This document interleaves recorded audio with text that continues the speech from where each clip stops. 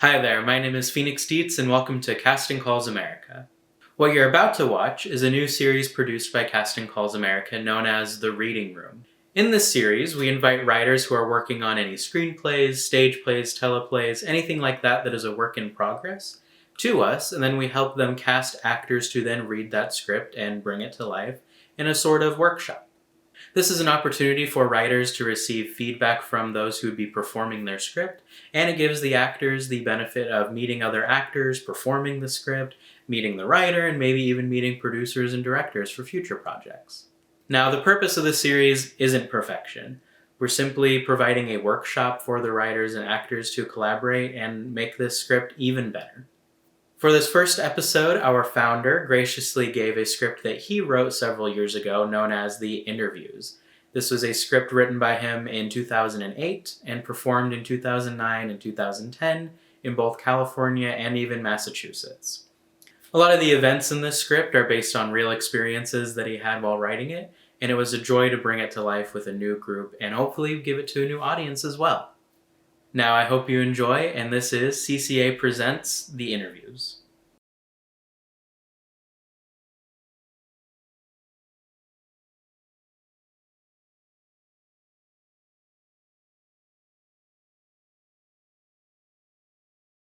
All right, the setting is Gary's office. It consists of a simple desk with office chair and two chairs in the middle of the office. With a small table in between them, the desk is downstage right. There is a picture of Hawaii on the upstage wall between the side door and the main office door. The time on the clock says 8:13.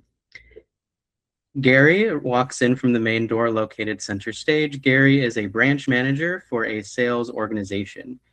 He is a rather ordinary man in his mid to late 30s who is comfortable wearing his suit.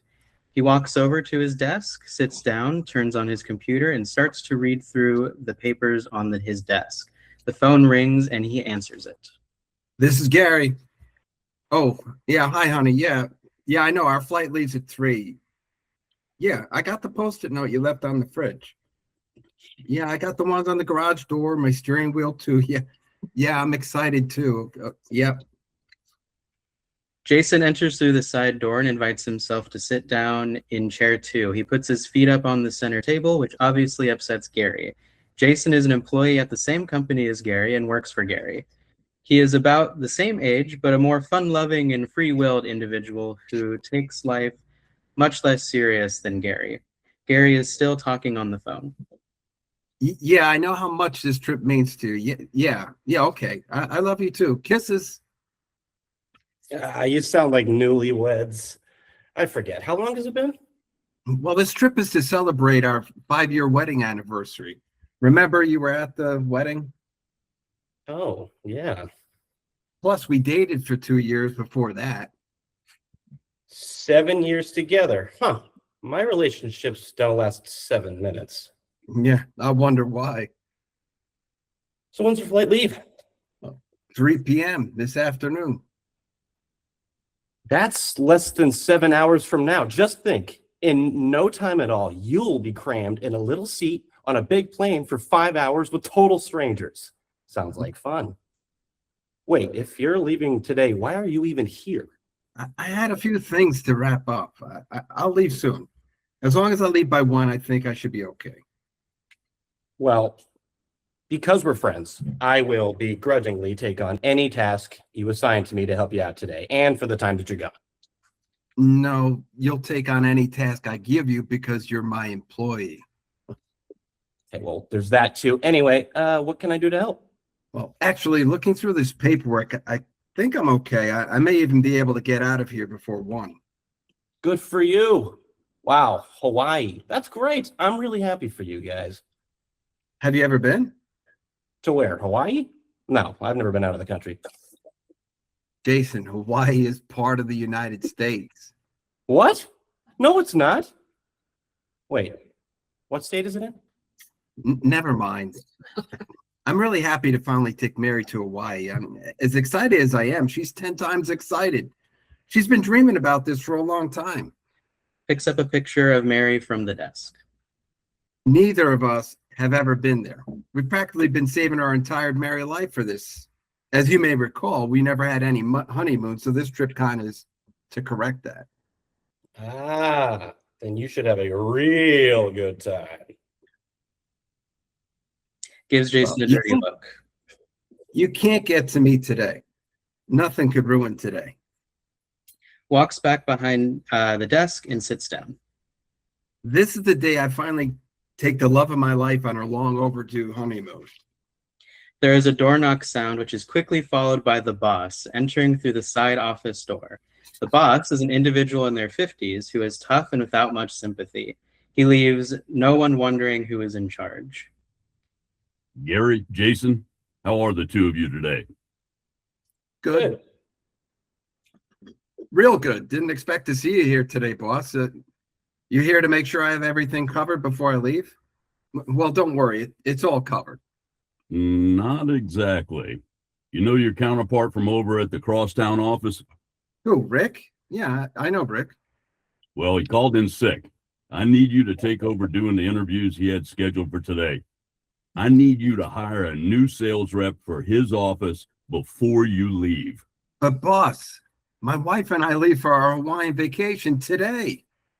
My flight leaves at 3. I have to leave here at 1 o'clock, remember? Yeah, I remember. Well, thank God. That's why I've had Becky at Crosstown call all the interviews and tell them to come here instead. First one should be here shortly. You've always said work comes first. Well, this is important. Last week, I promised corporate we'd be fully staffed at the Crosstown branch by the end of today. But I have to leave at 1 o'clock. Not if you haven't hired the new sales representative, you don't. And don't even think about just hiring the first person you meet. If you hire a dud, I'll transfer them over here and give Rick your best salesperson permanently. Careful, Gary.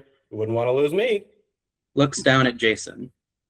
I said his best salesperson. Jason looks offended. Boss turns back to Gary. I've got to head back to the Northtown branch to take care of another issue. I'll be back later to check in. He turns and starts to walk in towards the side office door and stopping short to turn to Gary. Remember, no hire, no Hawaii. Got it? Yeah, I got it. Boss leaves through the side office door. Gary slumps in his desk chair. Boy, I so would not want to be you right now. Yeah, thanks for your support. I'm just saying, from how excited you've been telling me Mary is, well, I'm just saying, you'd better hire one of those interviews or your goose is cooked. Don't you think I know that? If the first person can talk clearly and form coherent sentences, they're hired. Be careful. If you try to hire just anybody, you may not have a job when you get back. Yeah, this is Gary. What? Already? Oh, okay. Send them over. Gary hangs up the phone, then looks to Jason. All right. Let's get to work. Aye, aye, Captain. Jason walks over, opens the side office door, walks out, and shuts the door behind him. There is a knock at the door. Gary gets up and opens it. Standing there is Lucy, a younger woman, way underdressed for an interview and carrying a young baby in a front carrier. Good morning. Good morning. Can I help you? You sure can. And how can I help you? About giving me that job. Oh, you're here for the interview? Yeah, I'm Lucy. Oh, okay. Hi, Lucy. I'm Gary. I see you brought someone with you today. Oh yeah, where's my manners? My mama brought me better up than that. I'm sorry. This is Sarah. Say hello, Sarah. Lucy waves the baby arm at Gary. I see. So you brought your baby to the job interview? Well, I couldn't leave it at home, silly. Yeah, well, why don't you have a seat? Motions towards chair 2. Lucy walks to it and sits. While she waits for Gary to sit, Lucy plays with her baby. I have to apologize. Since you were originally supposed to interview with Rick at our Crosstown location, I don't have your resume. And I don't have it either. Well, okay. Well, we'll just have to do without it for now. Gary walks from behind chairs to sit in chair 1. Can you tell me a little about yourself? Like, for example, what line of work have you been in the last few years? Well, for the last 3 years, I focused on one thing and one thing on getting on Survivor. Survivor, the reality show? Really? How many times have you auditioned? Well, none, but I've been thinking about it. Okay. Well, what kind of work are you interested in? Besides eating rats and attending tribal councils. Oh, whatever. I ain't picky. Well, what sort of skills do you have? Skills? Huh? You need those, do you? Well, it helps. What kind do you want? Well, we're hiring for sales representatives. Do you have any sales experience? I sold girl cookies when I was a kid. Okay, but nothing more recent? No, I've been a full-time mom. Well, there's nothing wrong with that. That's very admirable. It's also great you want to work. Both are fine choices. Not much of a choice, really. When my husband back in husband, I need the money. Oh, sorry to hear that. I'm not boy. If he ever finds out it was me who called the cops on him, he's gonna be real mad. Yeah, okay. All I had to do was call his parole officer and tell him my husband was associated with the known felons, and he was gone. And that'll teach him to flirt with my sister again. Well, Lucy, I think I have all I need. We'll let you know. Let me know what? Never mind. Oh, okay, thanks. Lucy gets up to walk out. Gary also stands. Lucy shakes Gary's hand, then grabs her baby's hand and makes the baby wave as she says, "Bye-bye." She then turns and walks toward the main door. Gary escorts her and lets her out the main door, shutting it behind her. Gary turns to walk towards the desk when there is another knock on the main door. Gary opens it, and standing there is Suzanne, a well-dressed woman with a pleasant disposition in her late 20s to early 30s. She is carrying a briefcase. Oh, hello. Are you here for the interview? Well, why don't you come in and take a seat? Motions her to the chair too. Suzanne walks in and sits down. Gary walks over and sits in the opposite chair. I want to thank you for coming over here today. I appreciate it. Well, I'm embarrassed to ask you this, but since you were originally supposed to interview with Rick over at the Crosstown office, I don't have a copy of your resume. Do you happen to have a copy with you? Suzanne nods yes. She gets her briefcase, opens it, and retrieves her resume, then hands it to Gary. Okay. Sorry, let me just look this over real quick. Reads for a moment. Gary makes verbal comments about what he reads. Suzanne looks around while waiting. Interesting. Okay. Well, the position we're interviewing for is for a sales representative. I don't see any sales experience on your resume. Why do you think you'd make a good salesperson? I would make a good salesperson because I communicate well. Are you okay? Would you like some water? Fine. Just a little nervous. Okay. Well, a lot of our sales are done over the phone. How do you think you would handle that, Susan? Putting her hand up to her head as if to replicate a phone. Hi, this is Suzanne.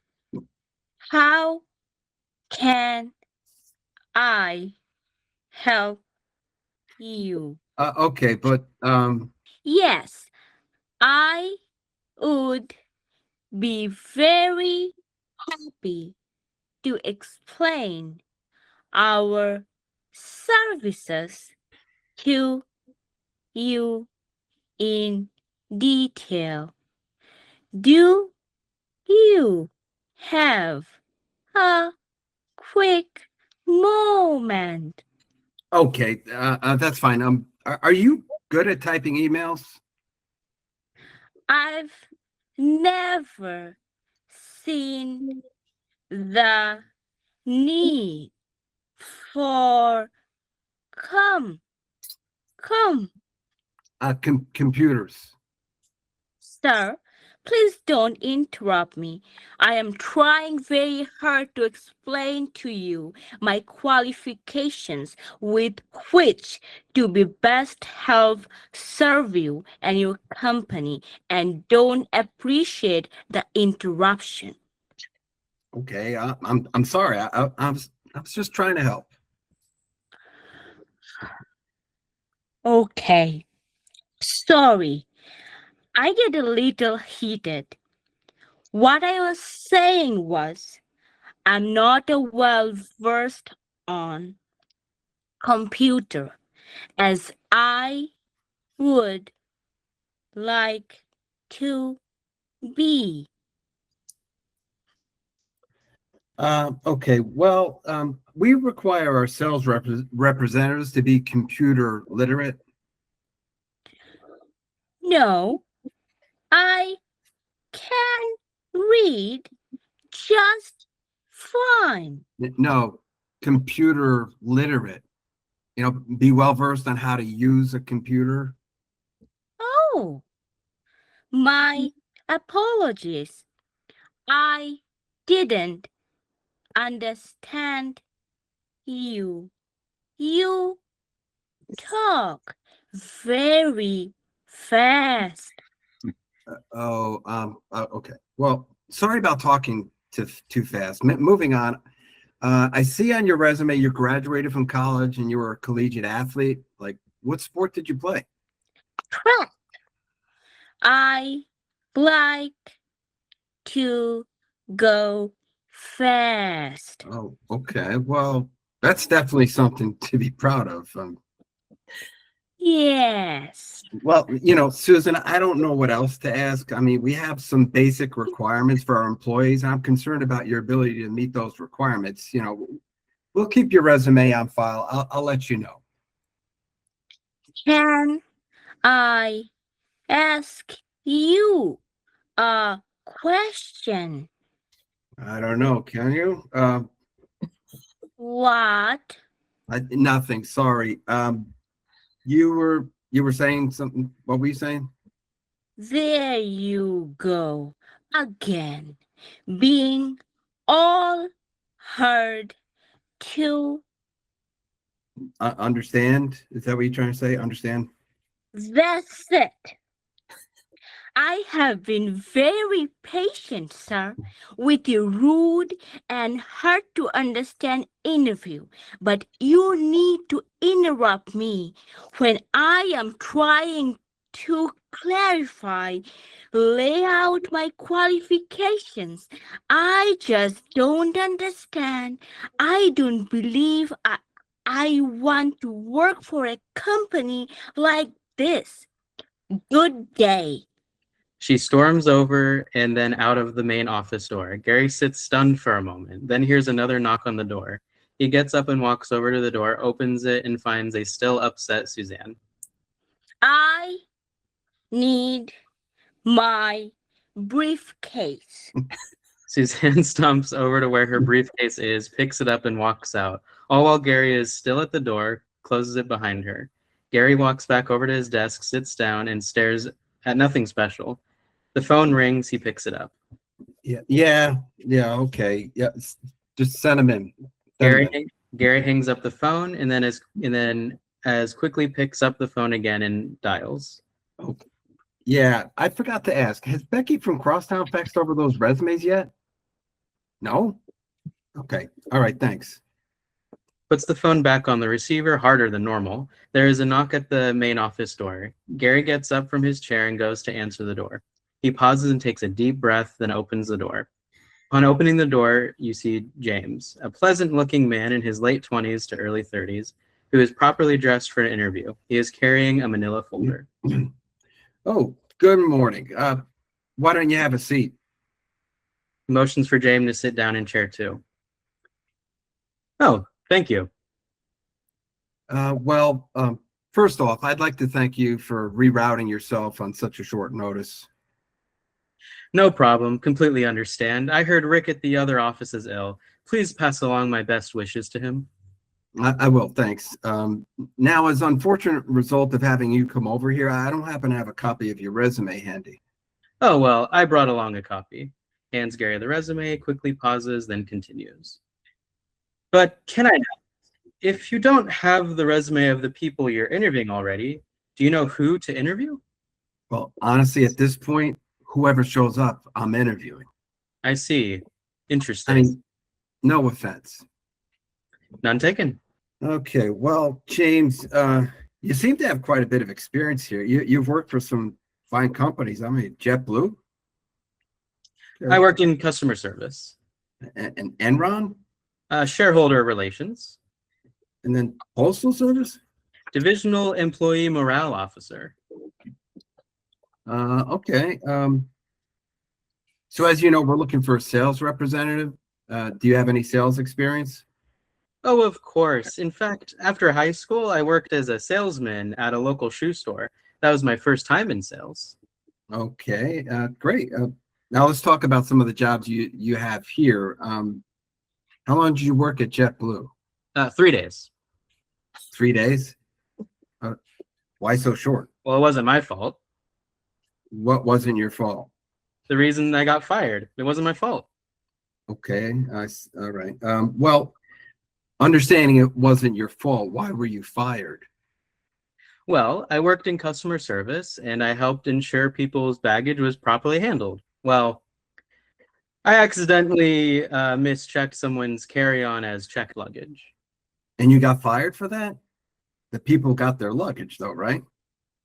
Not exactly. What do you mean?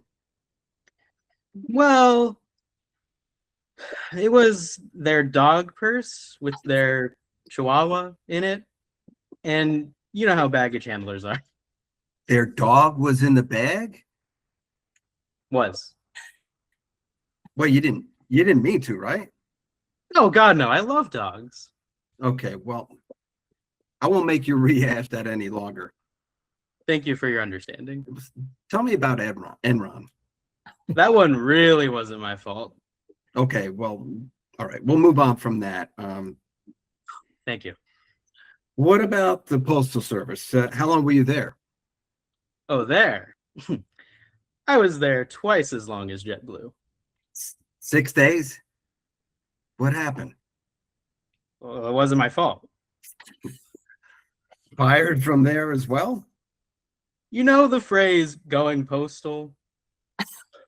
The first came from the actions of a guy who worked in my division who were unhappy with their jobs. I don't get how it's my fault that they were unhappy. But didn't you say you were the divisional morale officer? Yeah, like that somehow means I'm in charge of how happy they were at work. Well, yeah, actually, that's the definition of morale. Details, bosses and their details. Okay, well, what about the after high school sales job you mentioned earlier? What did you like about working there? Great deals on shoes. Okay, what didn't you like about working there? My boss, What was wrong with your boss? he fired me. Why? Well, it wasn't my fault. Okay, what? How am I supposed to know when a woman asks, how does this shoe look? The wrong answer is, it makes your cankles look big. Cankles? Yeah, you know, cankles, when your calf and your ankle become one. All right, well, I think I have all I need. Do I get the job? Honestly, I don't think you're the right fit for us here. Is it because I'm a man? What? No, it's because nothing is your fault. I can't have someone working for our company who doesn't take responsibility for their actions. Gary stands up and starts to walk towards the main door.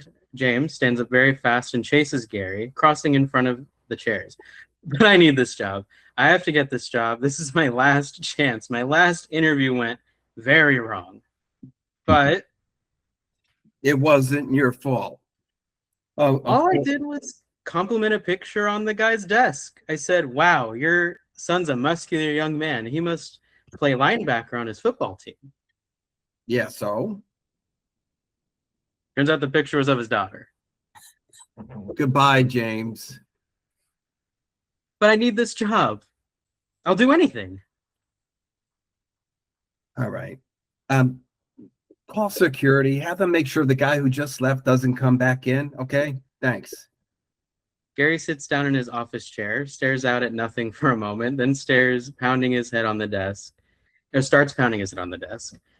and is interrupted by the phone ringing. He answers it. Oh yeah, this is Gary. Oh hi, honey. What? Yeah. Okay. Everything's fine. What's up? Sorry, I was just asking. I know you're excited. Well, let's not push it. Okay. Okay. This is the single most excited you've ever been to go anywhere your entire life. Okay, fine. Yeah. I love you too. What? Yeah, I'm excited. Honey, I don't know what the first thing is I want to do when we get to Hawaii, okay? Tell me. That's great, honey. Okay, I gotta go. Gary hangs up the phone, which then rings almost instantly.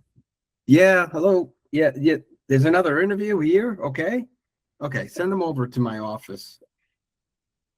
Gary gets up and walks slowly over to the main office door. He opens it to find Ronnie standing there. Ronnie is a younger man wearing a fast food uniform. Oh, hi. Please come in. Have a seat over there. Ronnie walks past Gary and sits in chair 1. Gary is frustrated by this, but goes and sits in the opposite seat. All right. Well, I apologize for asking, but do you have a copy of your resume with you? Resume what? Your resume? Dude, what's resume?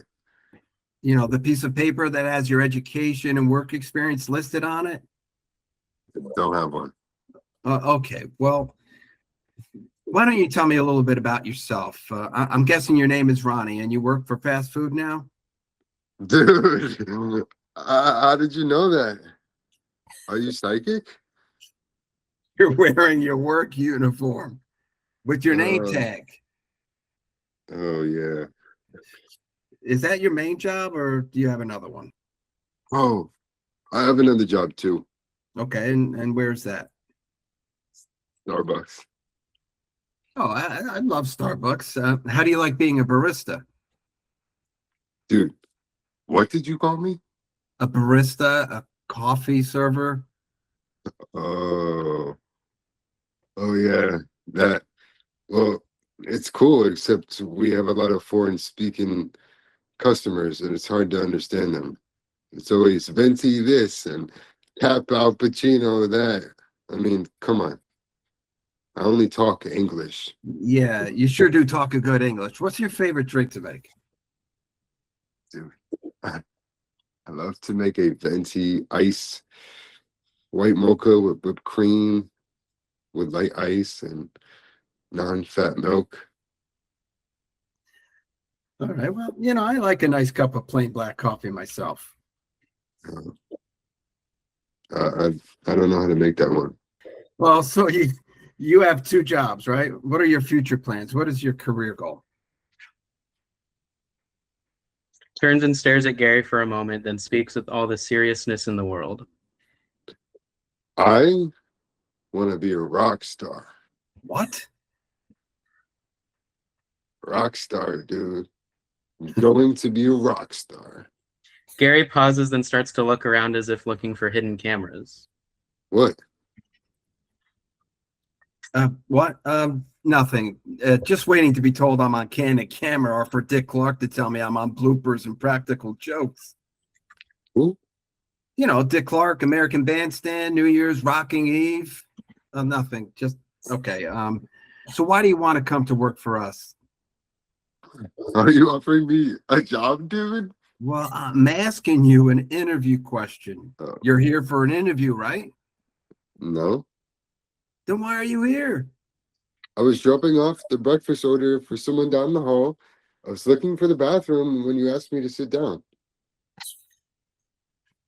Looks down at the ground, sighs, then while still looking down, he turns and points at the side door. Out that door, third door down on the right. Cool. gets up and walks towards the side door. He stops short of leaving and turns towards Gary. Thanks. Wait, do I work here now? Gary No. gets up and walks over to Ronnie, pushes him out the side door.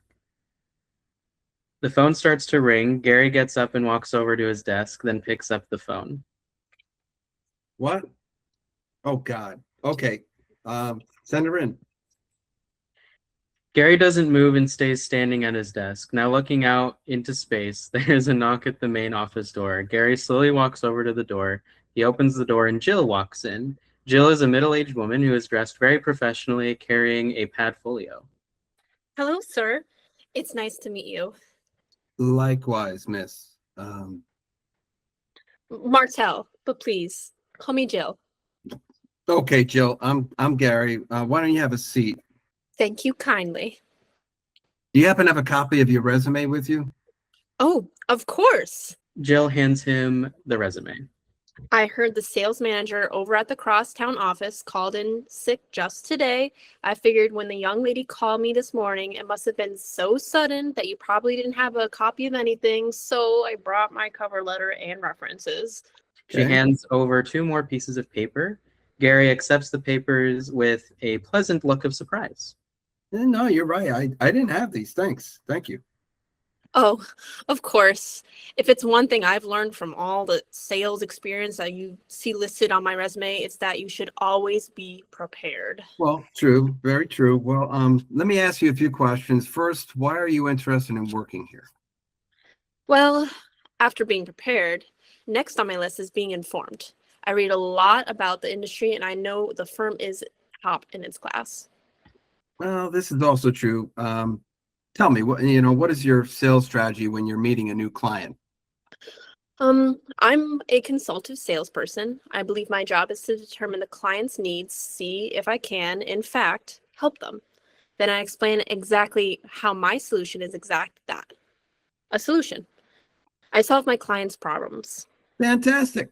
Now, what about before sales? What did you do before, for a living?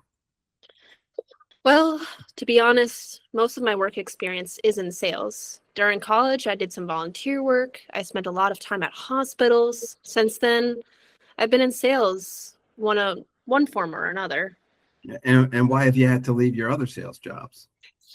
I have loved mostly everything I've done, but if you don't have the support of your company and your company doesn't provide you with the right product to sell, well, it's time to move on.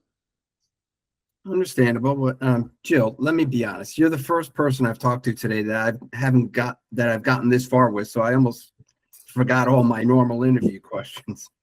Let me go get my full list of questions real quick. Hold on.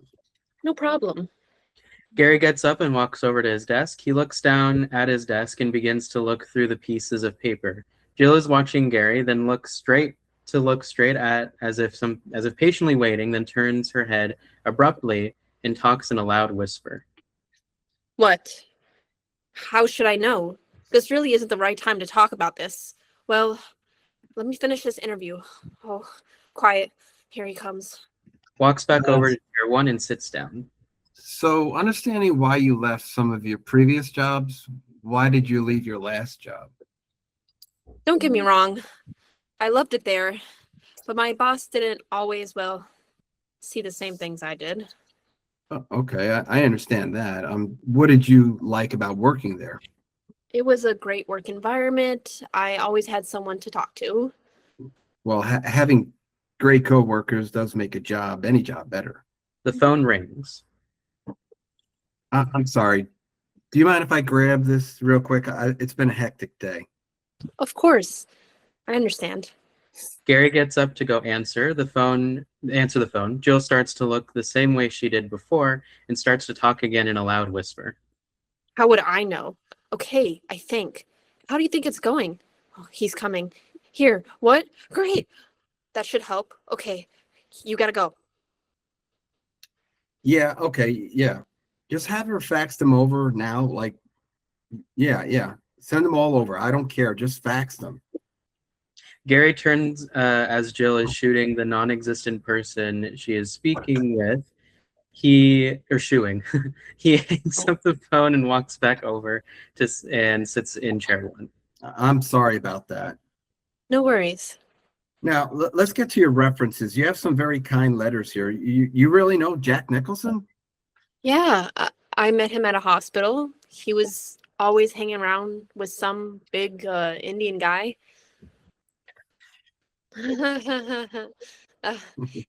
He is so crazy. Wow. Okay, so what would some of your references say about you? What would James, your boss at your first job, say about you? Well, I think it is best he answer that himself. So you'd rather I call him? Okay. No, of course not. Just ask him. He's sitting right there. She points to Gary's empty desk chair. Gary turns to look at the chair, then looks back at Jill and gives a faint laugh, then looks straight at her. What? Excuse me? You said he's sitting right there? Gary turns and points at the chair, then turns back while still pointing at his desk chair. Jill turns her head as if listening to someone else. Sophia's right. It's not nice to point. Oh, sorry. He quickly stops himself from apologizing. Wait, who's Sophia? My friend from work, of course. And you said she just told you something? Oh, are you hard of hearing? What? No. Good. Anyhow, since James took a call. She nods toward Gary's empty desk. Gary turns to look, then turns back. I have a question. What kind of benefits do you... She abruptly stops and turns the same direction she did earlier, as if listening to someone. Shut up. We're talking, Sophia. Jill Sorry. regained her composure. Sorry. Anyhow, what kind of benefits? Wait, are you telling me you think there are other people in the room with us, like right now? Why do people keep asking me that? Of course there are. I'm starting to see what you meant when you said your boss didn't see the same things as you do. What? Good question. I'll ask. Sophia says she'd like to work here too. Do you have another opening?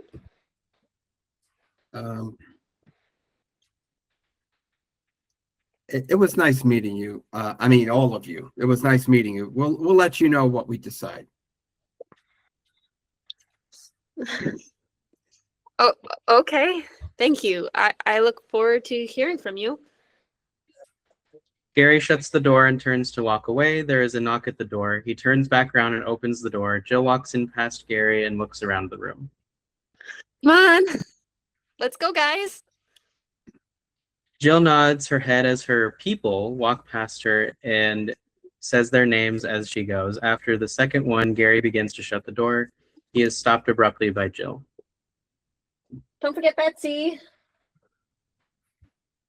After acknowledging Betsy, Jill follows behind her door and walks out. Gary shuts the door behind her. He begins to walk towards the desk, but stops suddenly. Betsy? Jason walks in from the side office door. Hey, so how are the interviews going? Well, not well. Not well at all. One lady talks so slow, I could hardly stand it. One of them wants to be a rock star. So what if he wants to be a musician?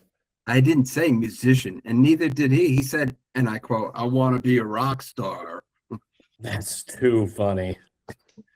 Can't forget the desperate guy who can't hold a job. Gary goes to his interview chair and sits down. Jason follows suit and sits in the other chair. Then Jason, then there's this Jill. Yeah? She was something. I mean, she was perfect until her imaginary friends ruined the interview for her. No way. This isn't funny. I mean, I have to find someone quick or I don't go to Hawaii. Come on, it's not like the boss would actually not let you go. Jason, he didn't let Claire in accounts payable go to her son's kindergarten graduation because, quote, her son should have scheduled it around her work schedule, end quote. Griff, can you grab that, would you? Jason gets up, goes to the door, and opens it. Standing there is Mary, Gary's wife. He is around his same age and dressed in an attractive business casual style. Hey, Mary, good to see you. Oh, of course. I've been looking forward to this for as long as I can remember. You know, we never got a honeymoon. That's what I hear. Well, I guess I'll leave you to talk with your man. If I don't see you before you leave, have fun. Gary walks to behind chair 1. Jason goes and walks out to the side door, but stops short of leaving, turns and mumbles. Jason immediately walks out. What did he say? Nothing. Hi, honey. What are you doing here? I just want to make sure you're wrapping stuff up this morning. I'm hoping we can leave soon. I think this is the most excited I have ever been, except for our wedding, of course. Yeah, of course. She turns back away from Gary and looks at the picture of Hawaii on the wall. Hawaii, here we come. Yeah, about that, love of my life. Rick, my counterpart over at the crosstown office, you see, he called in sick today, and he was supposed to hire a new sales rep by the end of today because the boss promised corporate it would be done by the end of today. And well, since he called in sick, well, that means I have to hire the new sales rep today. Then do it. Yeah, I'm trying. Then try harder. Begins to walk down to center stage. Mary follows, form opposite side. There's only so much I can do. These people Rick had lined up for interviews are way off the mark. I mean, one of the interviews was a woman who talks slower than you drive. Really? You think insulting me right now is a good idea? Sorry. I mean, then I had this lady who had more imaginary friends than I do real ones. Then hire the imaginary friends. Listen, Gary, I don't care what it takes. Get this done. I'm trying. I'm leaving for Hawaii today, with or without you. Mary turns, then storms off and walks out the main door, slamming it behind her. Gary walks over to his desk in a defeated walk. At his desk, he picks up the phone and dials. Send in the next one, please. And that is Act 1. So we'll move on to Act 2. Setting is still Gary's office. And Gary is standing at the door saying goodbye to an interview. Okay. Well, thank you. Gary closes the door and walks over to his desk and sits down. Jason walks in after a quick knock on the side door for which he doesn't wait for a response from. Hey, how are the interviews going? Horrible. So horrible. In fact, I'd even hire you again. Wow, that is bad. Walks over to Gary's desk and starts looking through the papers scattered there. Do you mind? Not at all. So you finally got the resumes? Yeah, half of them anyway. This is hard enough without you messing up my desk. Sorry. I thought I might be able to help you find a diamond in the rough. Yeah, I need more than that. I need a miracle at this point. Looking at one of the papers he pulled from the desk. Well, what's so bad about this one? Hands the paper to Gary. Oh, her? Not much, except her imaginary friends were a bit rude. Grabs Jill's resume from Gary's hands. This is the one with the imaginary friends? Huh. Looks up fast. Maybe they weren't imaginary. Maybe. Starts to turn his head side to side, then in a loud whisper. Maybe she sees dead people. Gary gives Jason a dirty look and continues his work. So she was crazy. That makes her a perfect fit for this company. Jason walks over and sits in chair 2. Yeah, of course, with her, Rick would get 3 employees for the price of 1. Walks over to chair 2. What about the others? The others, yeah, well, look at this one. Have you ever seen a resume written in pig Latin? or what about crayon? or this guy, he can only work on Tuesdays. From 2 to 4 in the morning. It's been a day of disappointment. Funny, that's what my last date said. The phone on Gary's desk rings. Gary answers it. Yeah. Hello, this is Gary. She sent over some more of the resumes? Yeah, great. What? Okay, yeah, send her over. hangs up the phone, and then speaks to Jason. Let the next interview in and talk to her for a moment. I need to go grab the resumes. They finally faxed some more of them over. No worries. I'll find your diamond in the rough. Just welcome her in and wait for me, please. Sure. Gary walks out the side door. There is the knock at the main door. Jason gets up and opens the door in a way where he cannot see who is on the other side. We see James again, this time dressed as a woman. Hello? Hi. Hello. Please come in. Thank you, kind sir. Why don't you have a seat?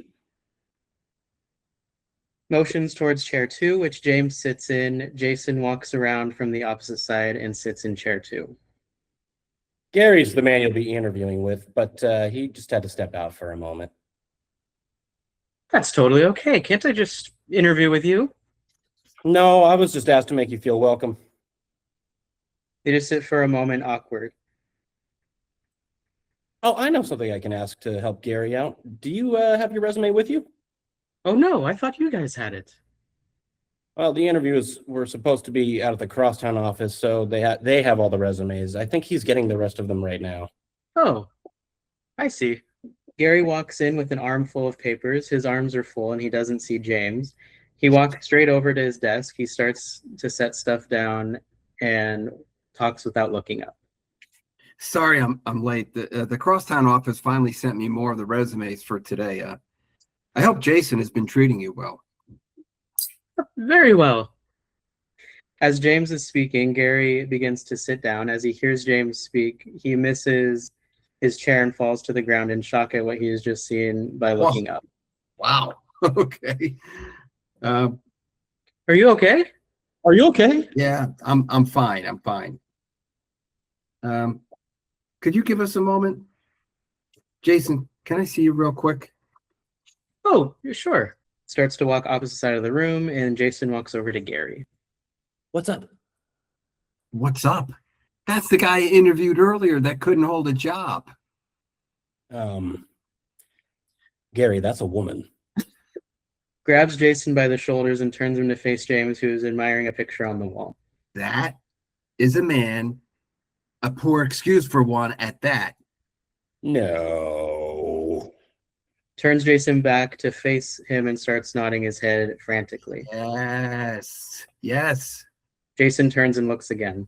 Huh, that's funny. She kind of reminded me of my date last night. So what did you want me to do? Tell him to leave. Me? Yeah, you let him in here. You're going to discriminate? You can't discriminate. I'm not discriminating. I already interviewed him and wouldn't hire him because he doesn't take responsibility for his actions. I can't believe he's so desperate he tried to come back. Okay, well, I can't just kick him out.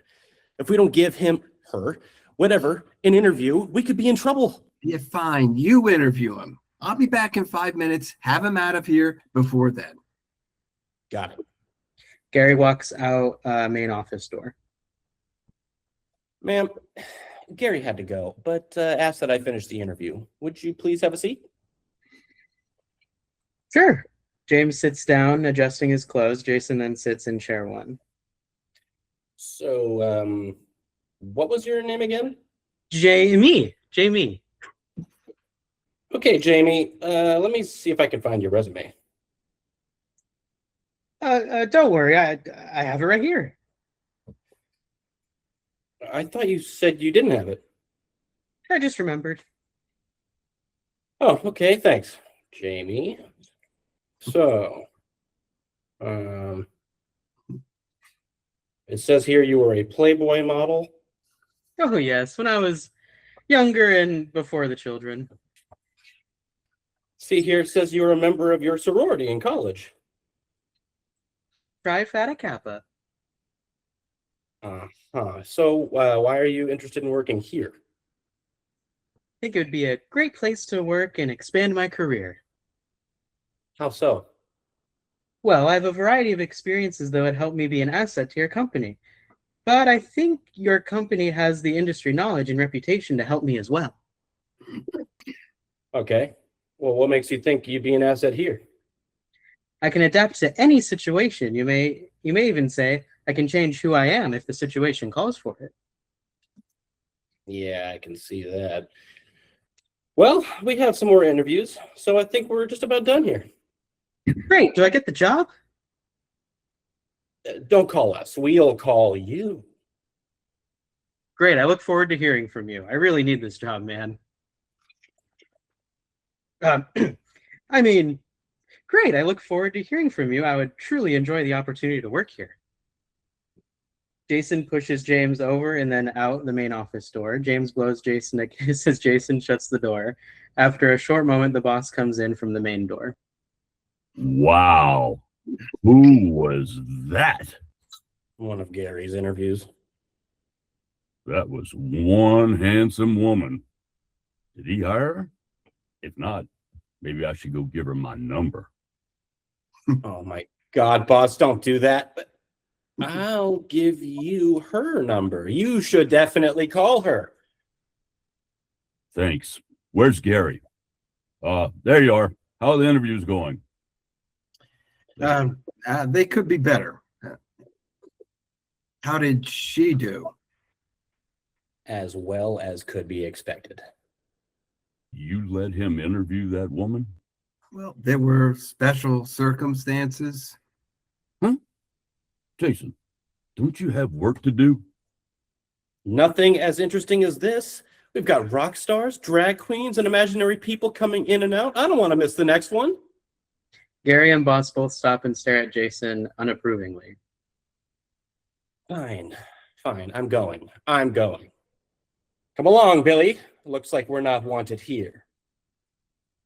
Gary's still standing behind the chairs. Rick didn't leave me a lot to work with. How many more do you have left? 3, I think. Well, don't let me keep you. I know you were hoping to leave by 1, but you don't leave unless you find someone for Crosstown. Period.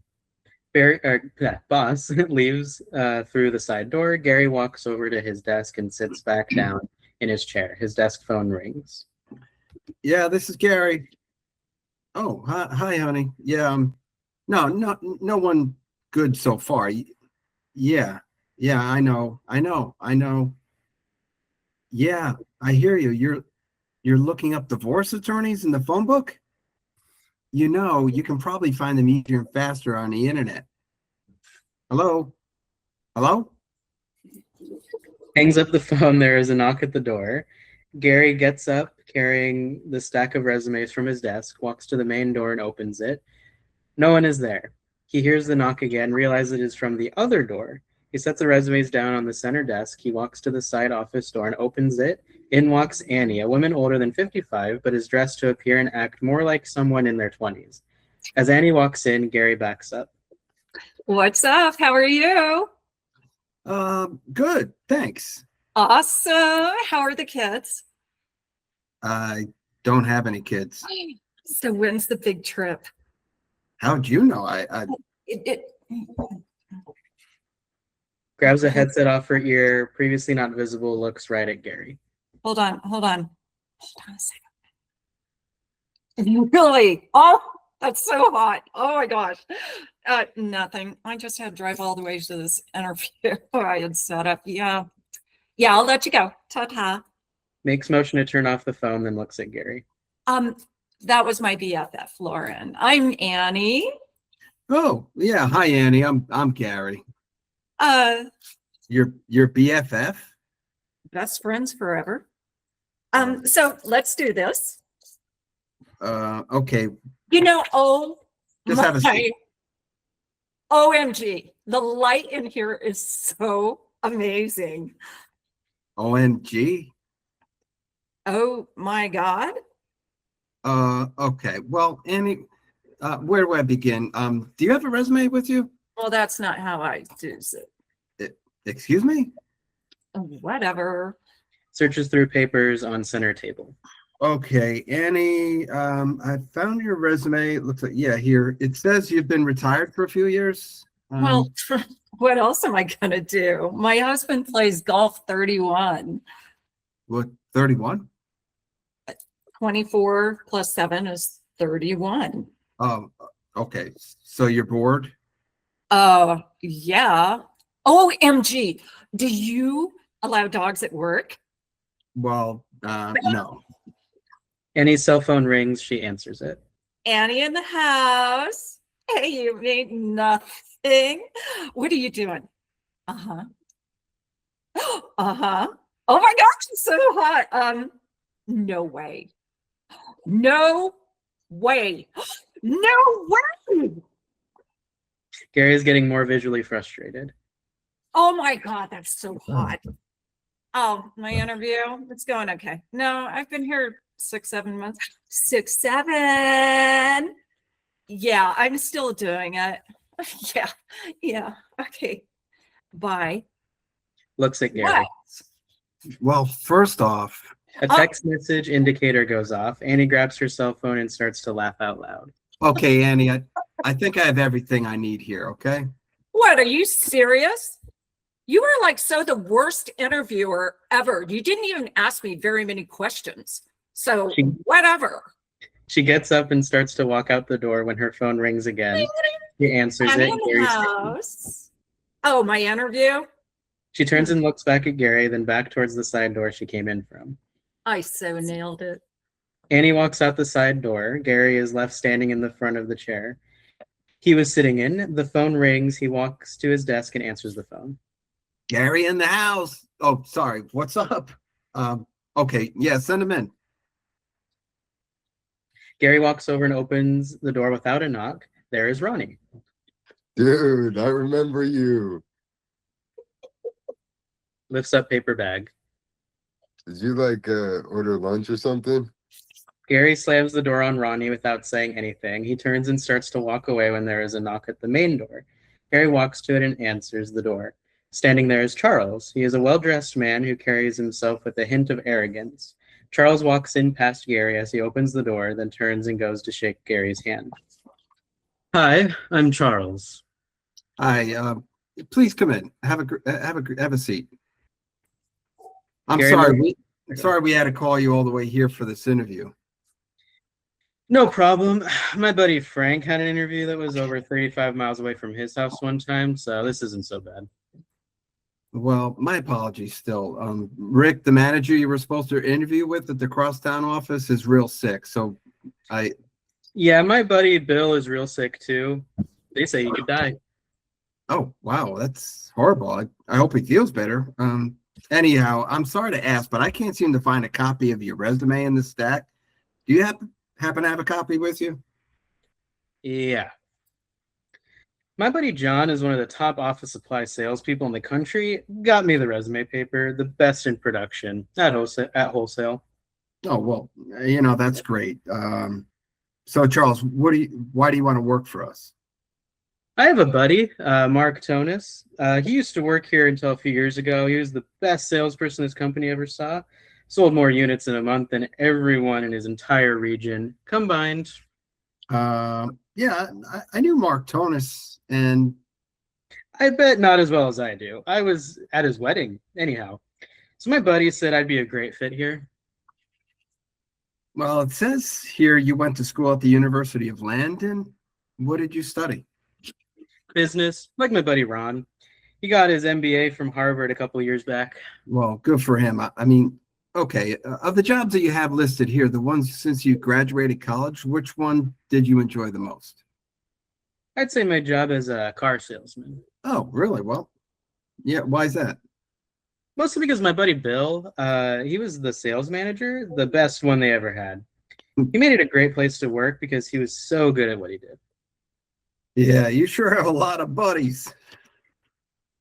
You should see my buddy Caleb's MySpace page. He has more buddies than anyone. Yeah, I'm sure he does. Well, that's all the questions I have for you today. Thank you for your time. We'll let you know. Gary gets up as does Charles. Gary then leads Charles over and opens the main office door. Okay, thank you. By the way, that's a nice tie. My buddy Carl has a tie like that.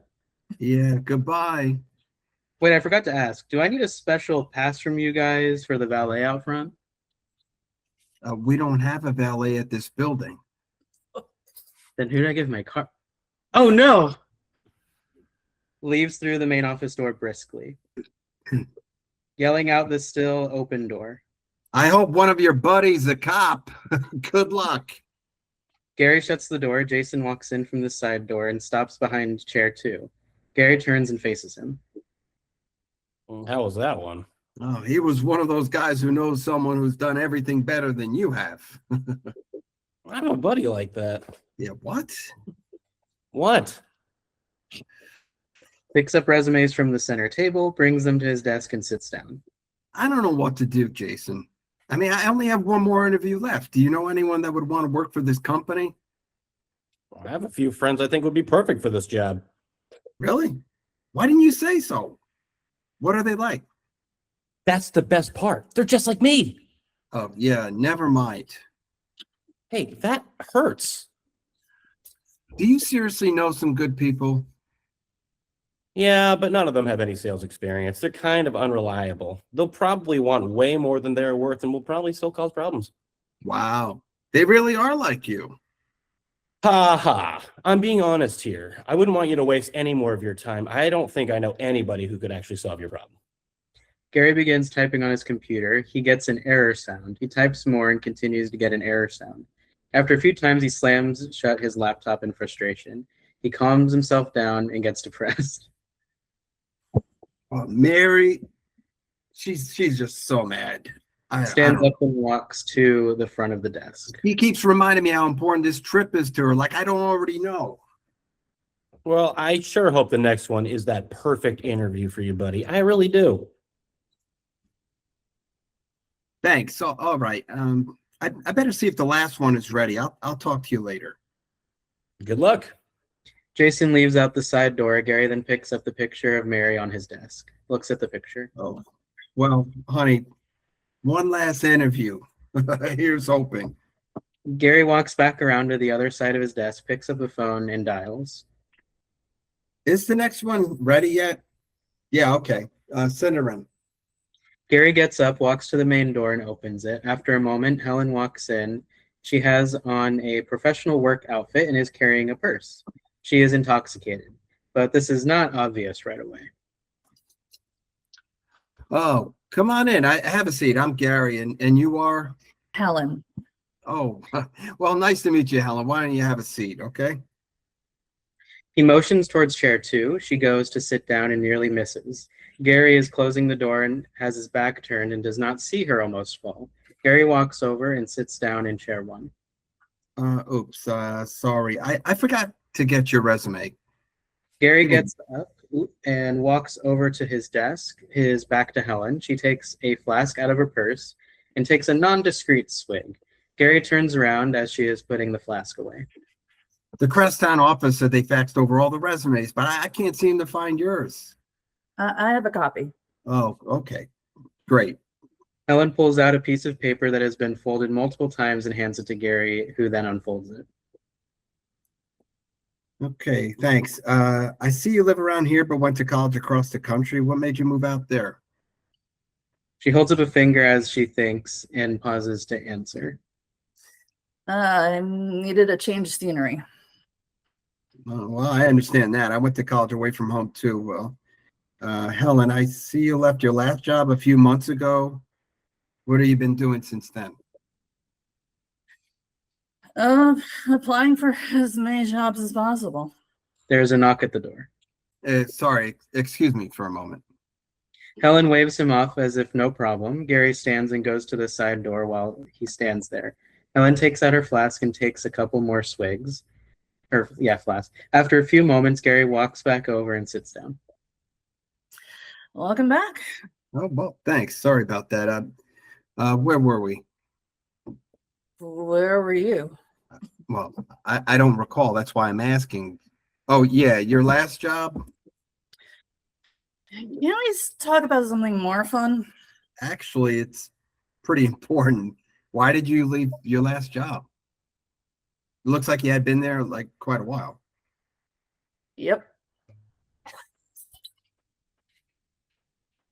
4 years. Yeah. So why'd you leave? They had some cutbacks and I was laid off. Okay, well, that's too bad. How many people did they have to cut? Including me. Yeah, including you. 1. Oh, well, what were your job duties there? A little bit of this, a little bit of that. Well, that's a nice picture. Stands up and staggers over to the wall behind Gary's desk. There is no picture. There isn't anything there. Or is there? Why don't you come back over and have a seat, okay? Gary turns back forward. Helen takes out another flask from her pocket and takes a drink. Fine. What? Well, I need to ask you some questions about your sales experience. What type of sales training do you have? Oh, I have a lot of sales training. I've been to classes by the best trainers in the world. Zig Ziglar, Wally Wonka, Willy Wonka. Get that confused. Wasn't Gene Wilder great? Yeah, listen, Helen, help me out here. You have some great sales experience listed on your resume, and I'm in a bind here. You're my last interview, and I really need to hire someone today. I don't know. I have a feeling you're not on the top of your game today. So can I get you to focus and answer some questions? You mean I have a real chance at this job? Oh, crap. Pulls out a flask in front of Gary and takes a big swig. Oh, don't do this to me. I can't believe you just did that. Mister, let me be honest with you. I don't want this job or any other. I am on unemployment and living off of savings and loving every second of it. Then why are you here? To maintain my unemployment, I have to go on a couple interviews every month. That's all. If I get offered a job and don't accept it, I'm toast. Please don't hire me. Yeah, well, Helen, thanks for nothing. Goodbye. She stands up, speaking with a slur and sadly. Does this mean I get the job? No. Oh, thank you. You Yes, won't regret it. Helen walks over and walks out the main office door. Gary walks behind Helen to the door and closes it. After she leaves, he then starts banging his head on the door. There is a knock on the side door. Gary goes over to the door and answers it. Mary is standing at the door. Gary moves back to let her in. They both move to the center of the room behind the interview chairs. Well, how's it going? Yeah, well, it could be better. So you haven't found anyone yet? Well, no, not exactly. Well, either you found someone or you didn't. I didn't. Gary, sit down with me for a moment. Gary and Mary both sit in the two center stage chairs. Gary, you are a smart, dedicated manager who has been asked to interview and find a suitable sales representative for another manager's office without any control over who you got to interview. Yeah, true, but what's your point? Which office had the highest sales last month? Mine. And the month before that? Mine. Whose office has the highest sales for the entire year so far? Yeah, mine. So what do you think is going to happen to you if you don't find a replacement? You think they're going to fire you? No. No. You're their best manager? Of course not. Honey, that doesn't matter. The boss can still make my life hell.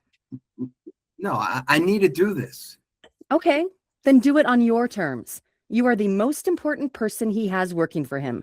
You should be able to set the rules. You dictate how this is done. You are going to Hawaii. Well, you sold me. Gary looks down, then looks up and out very quickly, as if coming up with an idea. He looks at Mary. That's it. That's what? You sold me. Okay.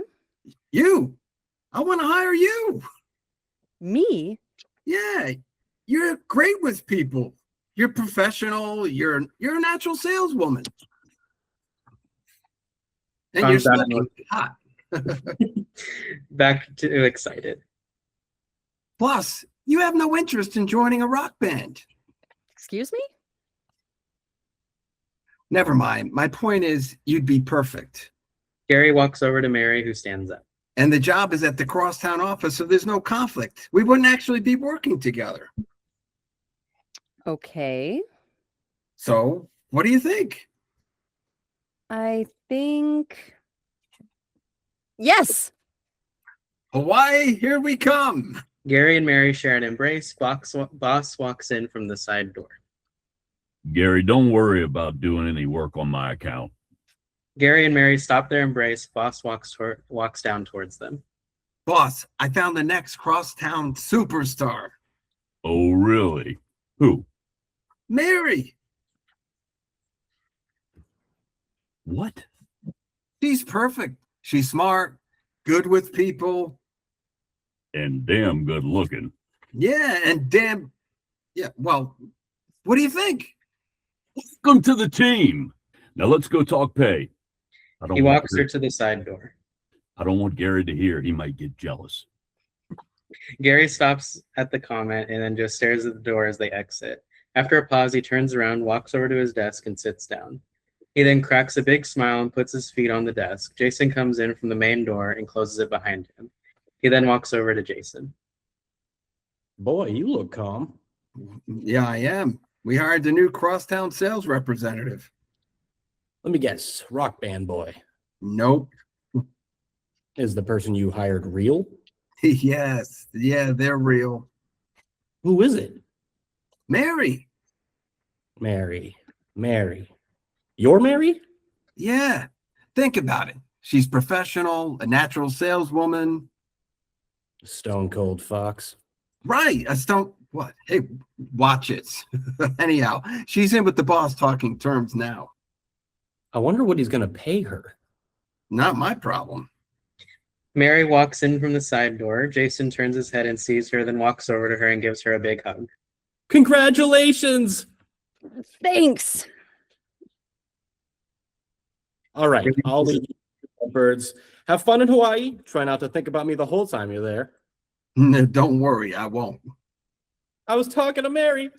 Jason walks out the side door and leaves it open. So, how much you getting paid? I can't tell you. What? Why not? It's me. Boss says it's company policy. Yeah, well, whatever it is, it will help pay down our credit cards after Hawaii. Oh, Hawaii. She walks over and gives Gary a hug. I have to go home and unpack. What? Why? Walking away from Gary. Because I start my new job tomorrow.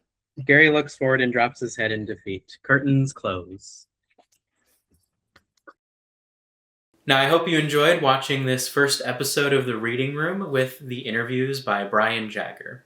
If you are a writer who has a work-in-progress script and you would like to work with The Reading Room, you can do so by submitting your script in our Film Freeway link in the description below. And if you are a casting director looking for local talent or a local actor looking for local projects, you can do so by visiting castingcallsamerica.app today and signing up for free.